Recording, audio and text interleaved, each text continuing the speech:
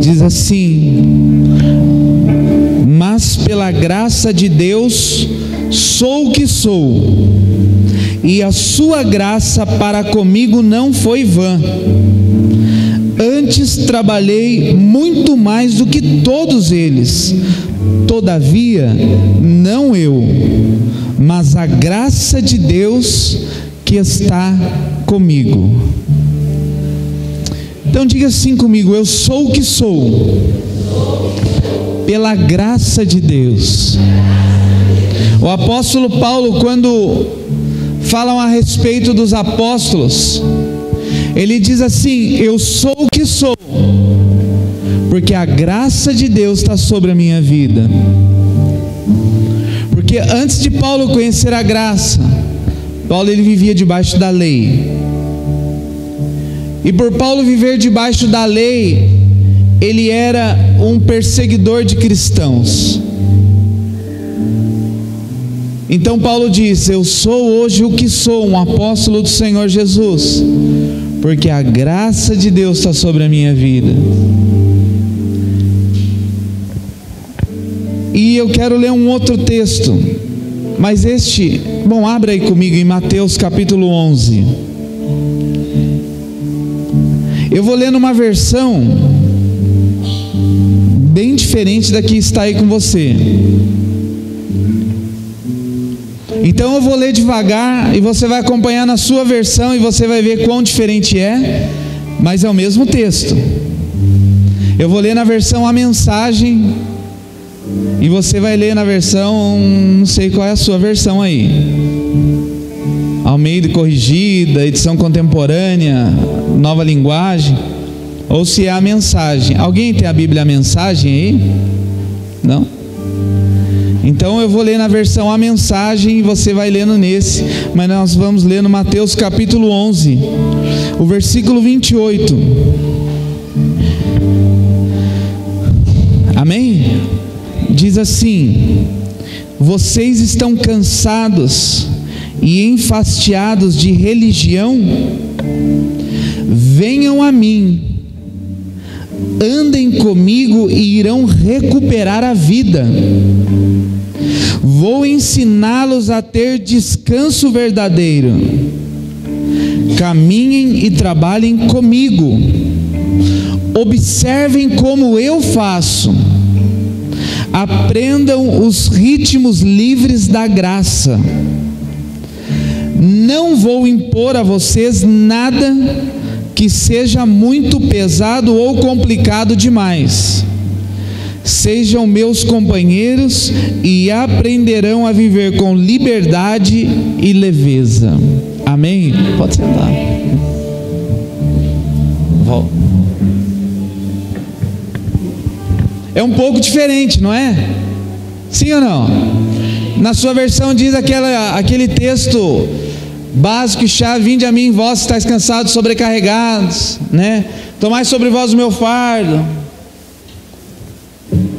Tomai sobre vós o meu fardo, o meu jugo. E você acredita que eu comprei essa Bíblia, a Mensagem, só por causa desses versículos?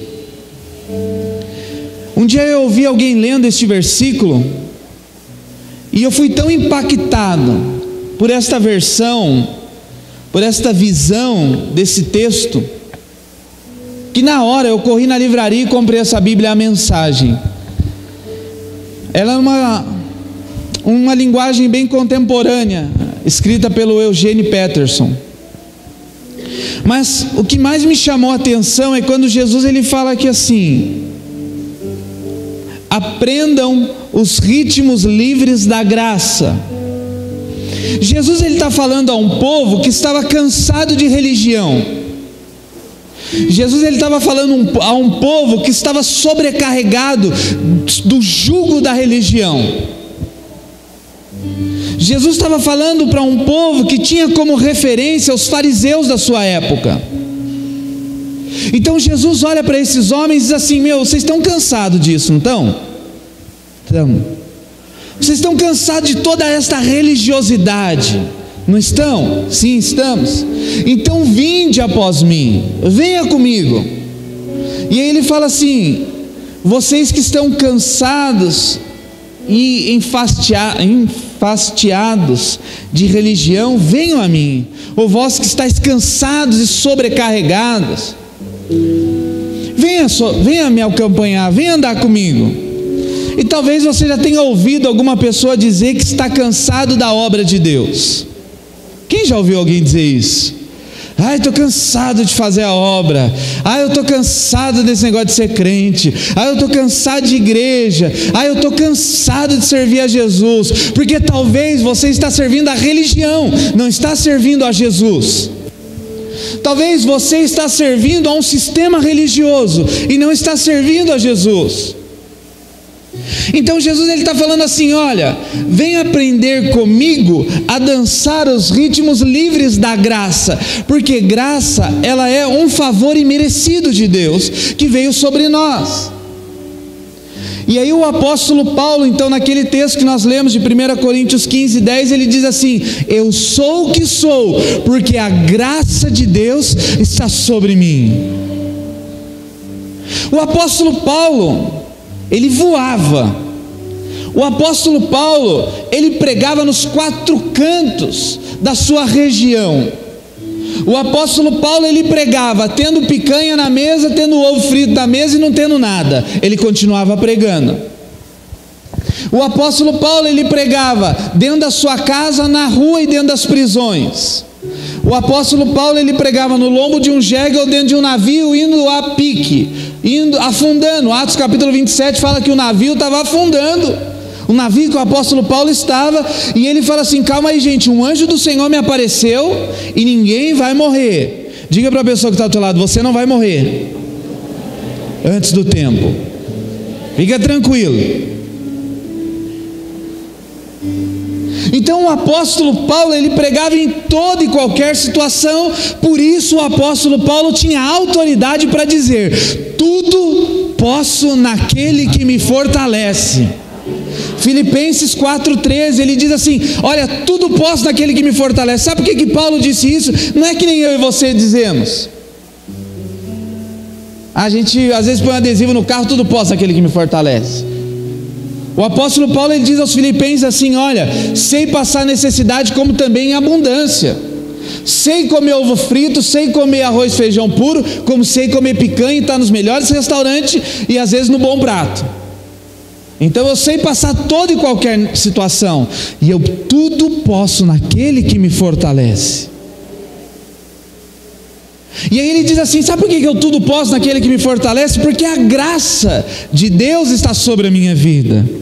Por isso eu sou o que sou. Não sou o que sou porque tenho conhecimento teológico. Não sou o que sou porque fui ensinado aos pés de Gamaliel. Não sou o que sou porque tenho grandes riquezas. Eu sou o que sou porque a graça de Deus está sobre a minha vida.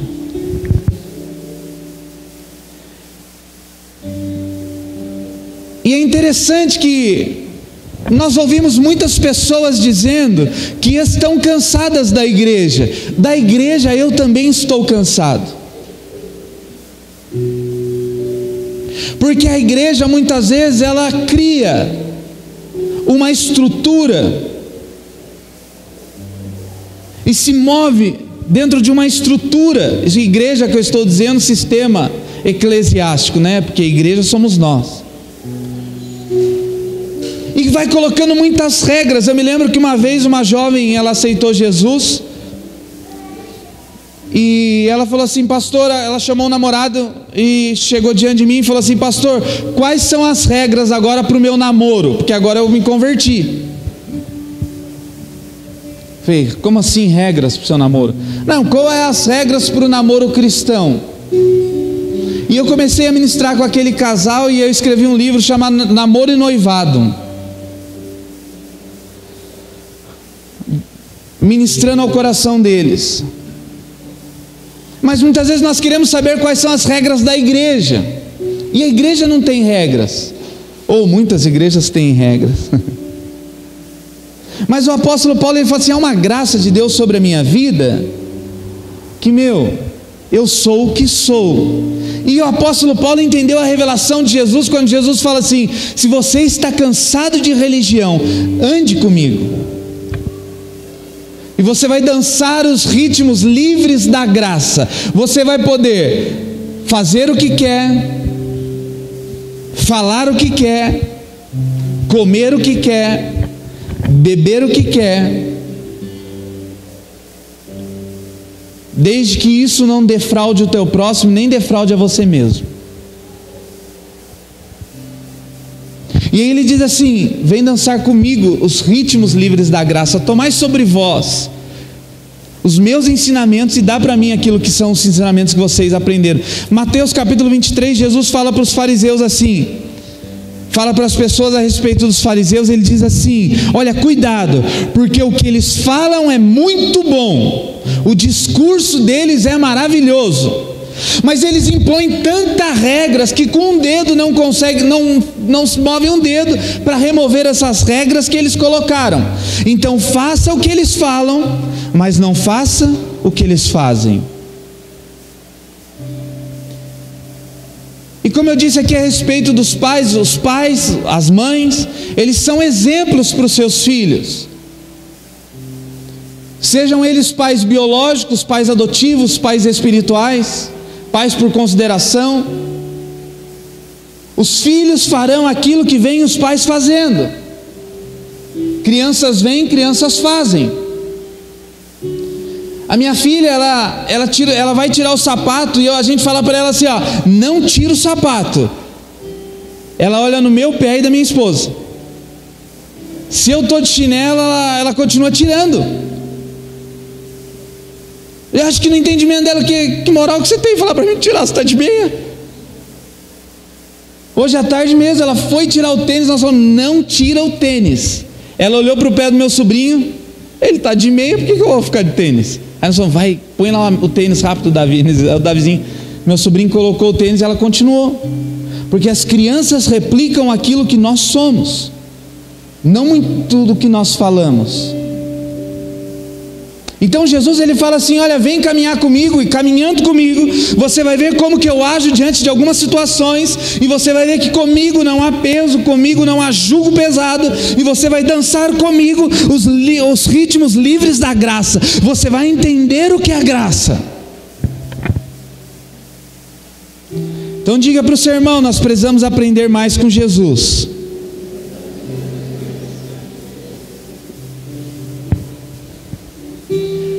E aí as pessoas diziam assim, como aprender mais com Jesus? Eu não consigo entender muito a Bíblia. Você já ouviu alguém dizer isso? Pastor, eu leio a Bíblia, mas parece que não consigo entender algumas coisas. E aí o apóstolo Paulo, entendendo tudo isso, ele diz assim, sede meus imitadores, pois eu sou imitador de quem? Olha a responsabilidade que o apóstolo Paulo puxava para ele. Se vocês não estão conseguindo entender qual é a revelação em Jesus, olhe para mim. Olhando para mim, pode me imitar, porque eu tenho responsabilidade em seguir a Cristo. Então sou o que sou, porque a graça de Deus está sobre a minha vida. Se não fosse a graça de Deus sobre a minha vida, talvez eu seria um religioso. E a graça, a definição encontrada, quando eu estava olhando o dicionário, a respeito de graça, num dicionário comum fala que graça é um favor imerecido, é algo que eu não mereço, mas eu preciso. Isso é agir com graça, você agir com as pessoas não porque elas merecem ou não merecem, mas nós agimos com as pessoas segundo aquilo que Jesus faria. Jesus ele não ficava olhando para as ações das pessoas para ajudá-las, ele olhava segundo os olhos do Pai. Quando a multidão seguia Jesus ali na multiplicação dos pães e dos peixes, e aí diziam, Jesus, eles estão só por causa de comida, deixa vir, dá comida para eles também. Ah, Jesus, mas eles querem só milagre, dá um milagre, se é um milagre que eles querem, dê um milagre para eles. Eu estava dizendo aqui na terça-feira no curso de obreiros, tem pessoas que são discípulos, tem pessoas que são seguidores, e não adianta querer exigir de seguidores que eles sejam discípulos, porque eles nunca vão entender isso, mas nem por isso eles não estão inseridos no reino, nem por isso eles não estão inseridos debaixo da graça de Deus. Quando Jesus fala que vinde a mim os que estão cansados e sobrecarregados, ele estava dizendo mais ou menos assim, venha do jeito que você está. Mas em Lucas capítulo 14, do versículo 33, ele diz assim: aquele que quer ser meu discípulo, venha após mim, renuncie a si mesmo, e então me siga. É interessante porque há dois vinde: um vinde a mim, vós que estáis cansados e sobrecarregados, e depois vinde a mim, vós que quer ser meus discípulos. Ou seja, para uns ele fala assim: olha, pode vir do jeito que você está mesmo, não tem problema nenhum, pode vir, vem. Agora para outros ele diz assim: não, se você quer vir após mim, você precisa negar a si mesmo. Se você quiser vir após mim, não adianta querer vir do jeito que você está, precisa haver uma negação de você mesmo.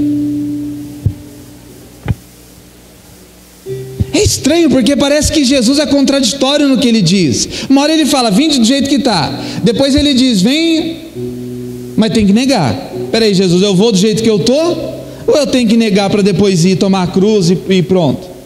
Ele fala assim: olha, você quer ser seguidor ou você quer ser filho? Você quer ser seguidor ou você quer ser discípulo? Ah, Jesus, eu quero ser só um seguidor, frequentador da igreja. Não tem problema, então vinde após mim.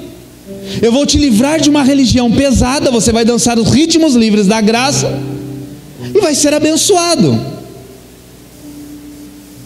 Mas aí você diz: não, Jesus, mas eu quero ser um obreiro, eu quero ser um pregador da palavra, eu quero ser um homem que influencia a minha geração. Ele fala: bom, então peraí, se você quer ser então um discípulo, um filho, você precisa negar a si mesmo.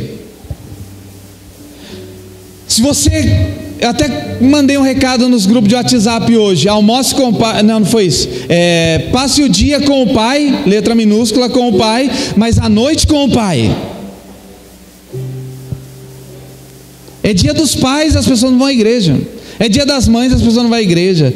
É dia do final do campeonato, as pessoas não vão à igreja.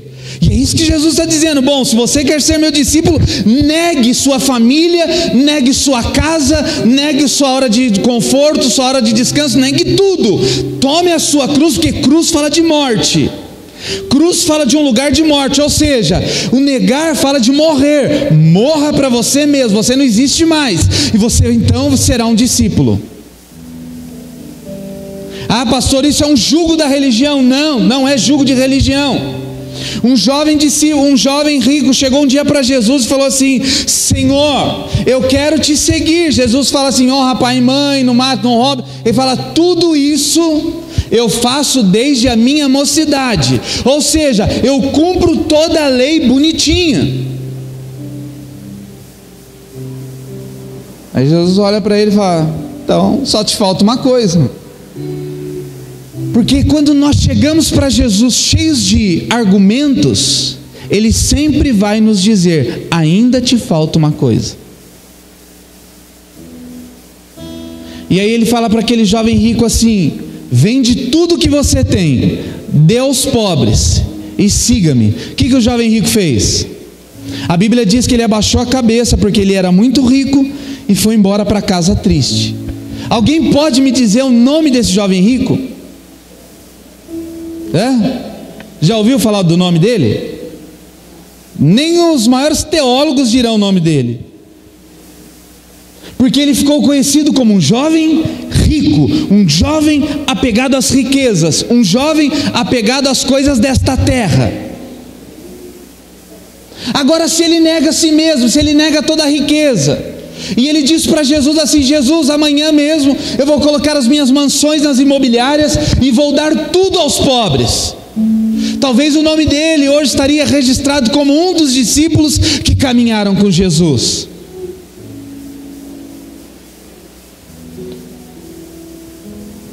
Então diga para o irmão aí do seu lado aí: precisa negar.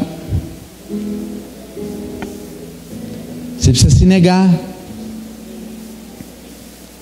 E é interessante que na hora de nos negar, de negar a nós mesmos, nós colocamos algumas imposições, dizemos assim: ah, tudo isso, o resto é jugo da religião. Nós precisamos ter muito claro o que é jugo da religião, mas aquilo que Jesus exige de nós. E o que eu quero ministrar para você nessa noite, já estou lá no meio da mensagem, não tem problema. Mas o que eu quero falar para você é: por que você faz o que você está fazendo? O que tem sido a sua motivação para você fazer o que você está fazendo? Fazendo como? Fazendo para os seus filhos, fazendo para a sua família, fazendo no seu trabalho, fazendo na obra e no reino de Deus. Qual é a motivação do seu coração a respeito daquilo que você tem feito para Deus? Porque o apóstolo Paulo, ele diz assim: bom, olha, eu sou o que sou pela graça.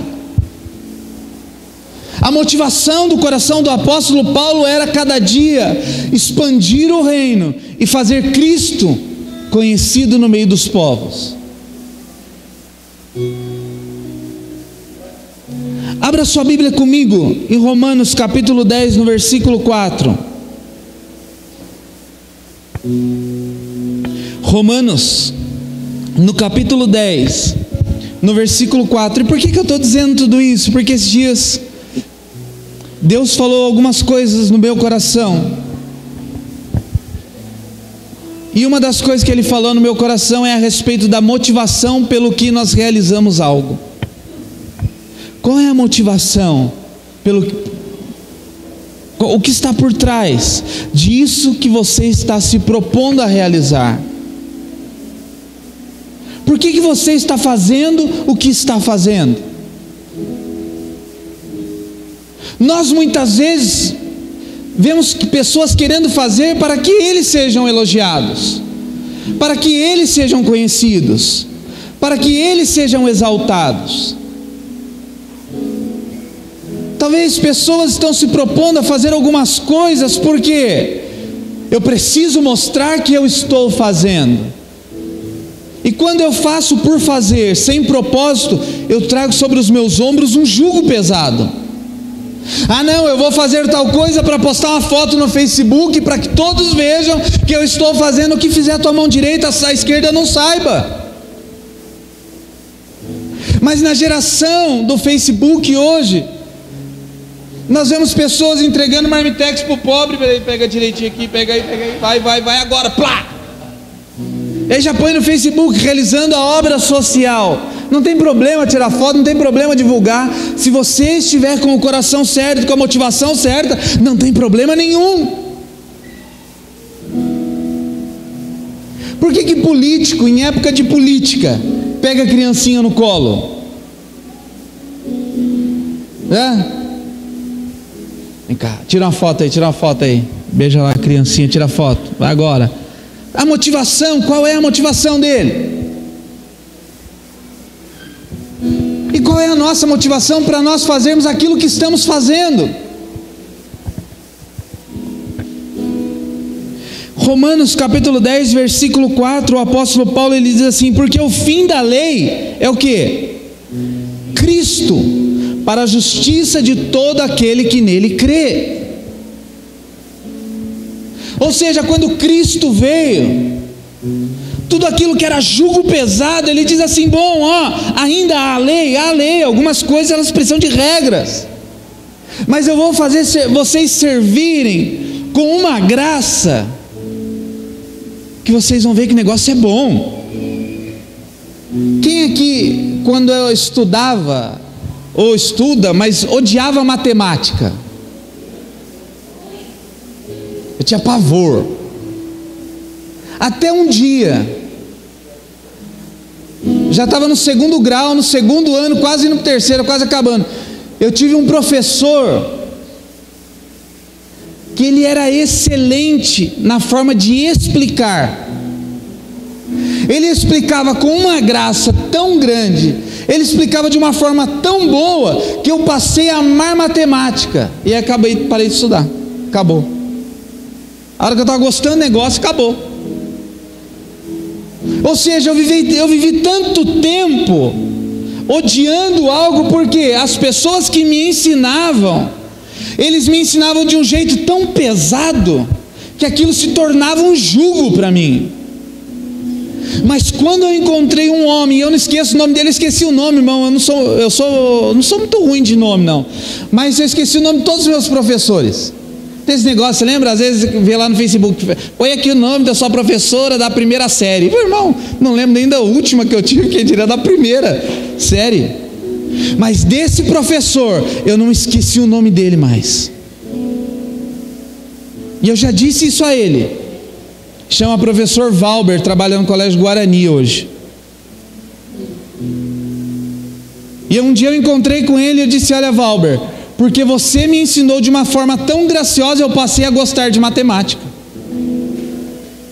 Então o que o apóstolo Paulo está dizendo assim aqui, olha, o fim da lei é Cristo. Talvez te passaram alguma coisa de uma forma pesada, e até hoje você carrega esse jugo, mas aí então eu vou te levar a Cristo e ao conhecimento de Cristo, e aí você vai ver que servir a Ele é maravilhoso. Aleluia! Você vai ver que para servir a Ele não tem uma tonalidade de voz para falar. Você vai ver que para servir a Ele não tem um jeito de roupa para vestir. Você pode vir de camiseta e tênis, não tem problema. Esses dias um jovem disse para mim que ele estava vindo para a igreja de calça jeans e camiseta. E um outro jovem disse para ele assim, e o outro jovem amigo dele estava de terno e gravata. E não estou criticando quem usa terno e gravata, entenda bem. Mas só disse para ele assim: você vai relaxado assim para a igreja? Não vou. Mas sim, com uma roupa qualquer? Vou. Irmão, perante um juiz, você não vai com uma roupa assim. E ele ficou meio sem saber o que responder. E depois, conversando com ele, eu disse assim: da próxima vez que ele te disser isso, você diz assim: mas eu não estou indo a um tribunal, eu estou indo para a casa do meu pai. Ainda que algumas igrejas são tribunais, a igreja que eu vou, o lugar que eu congrego é a casa do Pai, e lá tem liberdade para ir como quiser, porque lá eu vou dançar os ritmos livres da graça. Porque se eu for na casa de um juiz, a hora que eu chegar na porta da casa do juiz, ele vai falar: cadê o terno e gravata? Mas eu vim para o aniversário, não importa, mas você está perante o juiz. Ele vai dizer isso? Não. Por quê? Porque o juiz, ele exige uma vestimenta quando você está dentro de um tribunal, e a igreja não é tribunal, a igreja, esse lugar é a casa do Pai. Mas a religião coloca sobre nós um peso tão grande, que impõe regras, impõe forma de falar, forma de sentar, forma de vestir, e Jesus fala: para com tudo isso. Vem comigo, vem dançar comigo os ritmos livres da graça. Olha, não pode assistir isso, não pode tocar nisso, não pode comer isso, não pode falar isso. Jesus fala: olha, quem vai transformar é a graça que está sobre a sua vida, e nessa graça é o Espírito Santo que ministra. A Bíblia fala que é o Espírito Santo que convence o homem do pecado, da justiça e do juízo. Diga para a pessoa do seu lado aí: irmão, deixa o Espírito Santo ministrar o teu coração. Abra sua Bíblia comigo no livro de 1 Coríntios, capítulo 9, no versículo 16. Talvez nós fazemos algumas coisas porque a religião nos impõe a fazer. Talvez nós estamos fazendo alguma coisa porque a religião nos mandou fazer assim. Mas e o que Jesus nos mandou fazer? O que o apóstolo Paulo... Eu tenho o apóstolo Paulo como referência para a minha vida. Eu imito a Paulo. E aí ele diz assim, 1 Coríntios 9,16. Acharam? Diz assim: porque se anuncio o Evangelho, não tenho do que me gloriar, pois me é o que? Imposta esta obrigação. E ai de mim se não anunciar o Evangelho. Então o apóstolo Paulo, ele fala assim: olha, eu fui salvo para ajudar outros chegarem à salvação. Eu fui alcançado para ajudar outros também a serem alcançados. Eu sou abençoado para abençoar outros também. E ai de mim, se não pregar o Evangelho.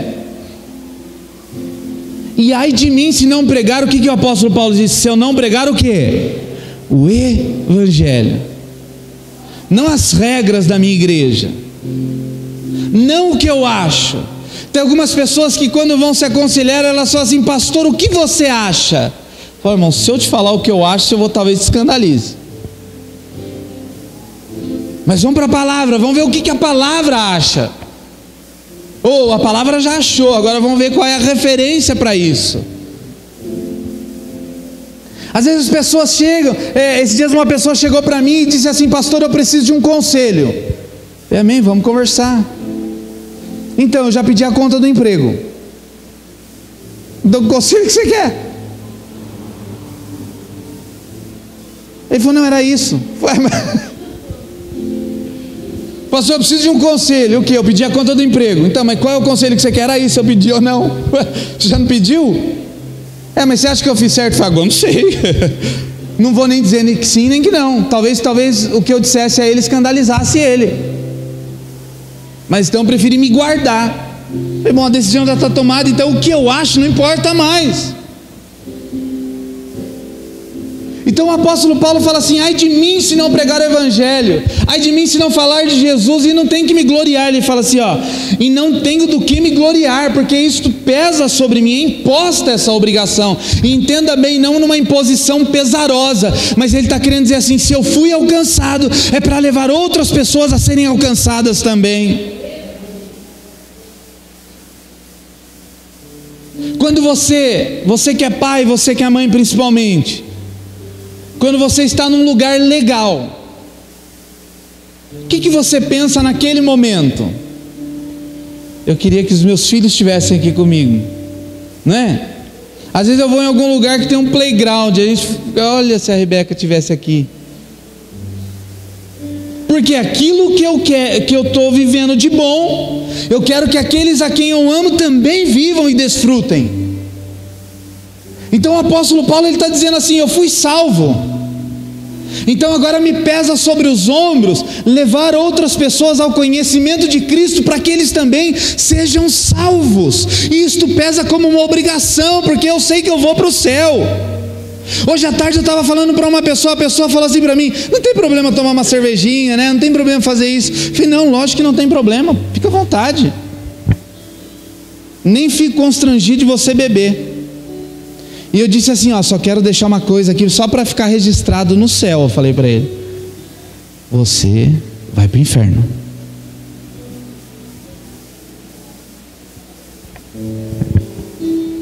Registra aí, Deus, eu estou falando, eu não estou brincando, eu olhei sério.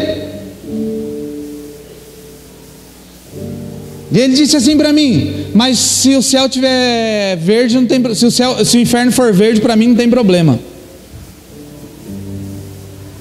Eu já não sei a cor, porque eu não fui para lá e nem quero ir. Então tem coisas que nós ouvimos que é para a nossa salvação, tem coisas que ouvimos que é para a nossa própria condenação. E o apóstolo Paulo, ele diz assim: olha, há uma obrigação, porque eu fui alcançado, e se eu estou com Jesus, dançando esse ritmo livre da graça, eu quero puxar outros para a dança. Você já teve alguma festa que tem aqueles trenzinhos da festa? Não, eu tenho pavor daquilo. Porque quando o trenzinho passa, o que a pessoa quer fazer? É assim ou não é? Há um trenzinho de Deus indo para o céu. E se há uma alegria em você pela salvação, você precisa começar a puxar outros e falar: entra nesse trem, porque nós estamos indo para um destino. Ou melhor, nós estamos voltando às nossas origens, porque nós saímos de lá. O céu não é o destino, o céu é a origem. Do pó viemos e para o pó tornaremos. Viemos de Deus e voltaremos para Deus. E abra comigo aí a sua Bíblia em 1 Timóteo 5,8. Eu já estou encerrando aqui. 1 Timóteo capítulo 5, versículo 8. Diga assim comigo: eu vou dançar com Jesus.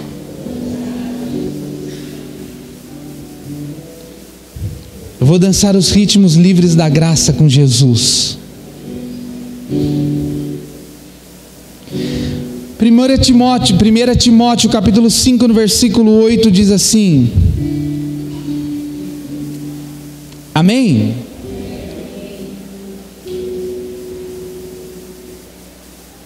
Mas se alguém não tem cuidado dos seus, e principalmente dos da sua família, negou a fé, e é pior do que o infiel. Olha o que o apóstolo Paulo ele fala a Timóteo: mas se alguém não tem cuidado dos seus, e principalmente dos da sua família, negou a fé, e é pior do que o infiel. O apóstolo Paulo está dizendo a Timóteo assim: Timóteo, nós precisamos pregar a tempo e a fora de tempo, Timóteo. Timóteo, nós precisamos falar do reino a todas as pessoas, porque para isso fomos alcançados. E começa Timóteo a pregar para aqueles que são da família. E ele não está falando da família biológica só, ele está falando da família reino, família igreja também. Ele está falando assim: olha, cuide um do outro, olhe um pelo outro, zele pela vida do outro. Ah, mas o fulano de tal não merece meu cuidado. Mas se você está vivendo debaixo da graça, então ele merece. E talvez ele não mereça, mas por viver debaixo da graça você vai ter que fazer. Ontem eu estava ouvindo um pastor, um apóstolo, que ele falou algo tremendo. Quando Jesus diz lá que vai morrer na cruz, Pedro fala para Jesus o quê? Eu vou morrer na cruz do lado. Sim ou não? Pedro não falou isso para Jesus? Jesus, eu vou mandar colocar uma cruz. Não, o Senhor morreu, eu vou morrer na cruz do lado. E Jesus olha para Pedro e fala o que para Pedro? Afasta-te de mim, Satanás. Foi ou não foi, irmãos? Amém? Foi isso que ele disse? Mas quando Judas chega para traí-lo, ele dá um beijo, e Judas diz o que para Judas? Por que vieste, amigo? E não é estranho? O cara que quer morrer por ele, no lugar dele, ou junto com ele, ele chama de Satanás. E o cara que chega agora para traí-lo, para entregá-lo à morte, ele chama de amigo. E tem um psicólogo muito conhecido na nação, Augusto Cury, ele se converteu por causa disso. Ele falou: não consigo entender a mente de um homem que chama de amigo alguém que está traindo. Eu não consigo entender. Ele começou a estudar a vida de Jesus e ele falou: não consigo entender um homem que chama de amigo aquele que o entregou à morte. Porque os amigos nos bajulam, os inimigos nos empurram para o propósito. Os amigos ficam: não, continua do jeito que você está mesmo. Não, se você for morrer, eu morro com você. O inimigo não, o inimigo já fala a verdade na cara, o inimigo já nos maltrata, o inimigo nos faz ser melhor a cada dia. Os nossos inimigos, eles nos empurram para o propósito. Golias empurrou Davi para o trono. Judas empurrou Jesus para a cruz. Então que nós possamos entender qual é a graça de Deus, e não ajudar A, B ou C porque eles merecem ou não merecem, mas porque a graça está sobre nós. E eu não faço porque alguém merece ou não merece, eu faço porque a graça de Deus está sobre a minha vida. Não talvez sobre a vida do outro, talvez não esteja sobre o outro, mas está sobre a minha. E o apóstolo Paulo diz: é obrigação minha. Não é obrigação do A, do B ou do C, a obrigação é minha. Então paramos de transferir responsabilidade. Se você prega, vai pregar. Se ninguém for, pregue sozinho. Se você louva, se ninguém louvar, louve sozinho. Se você dizima, se ninguém dizimar, dizime sozinho. Quando eu era pequeno, que eu tinha a célebre frase: todo mundo faz. Quando eu entreguei a vida para Jesus, eu entendi que o mundo jaz do maligno. Então eu não sou todo mundo, eu sou filho do Deus Altíssimo, e a graça de Deus está sobre a minha vida, irmão. Então o que eu faço, independente se A merece, B merece, D merece, eu faço para que o nome dele seja glorificado, não meu. Então que nós possamos nos mover debaixo desta graça. Se coloque em pé para nós orarmos.